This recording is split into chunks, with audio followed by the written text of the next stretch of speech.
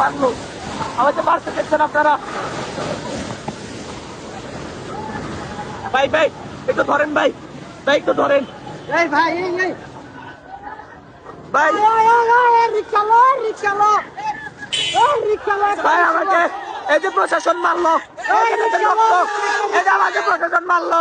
ভাই কেউ ওই বুকের ভিতর হাজির চর, রিক্সা লোন ভাই, একটা রিক্সা লোন কেউ বুকের ভিতর হাজির চর, ওই বুকের ভিতর হাজির চর, বুক পেতেছি গুলি কর, ওই বুক পেতেছি গলে কর, বুকের ভিতর হাজির কর, ওই বুকের ভিতর হাজির চর, বুক পেতেছি গুলি কর, বুকের ভিতর হাজির চর।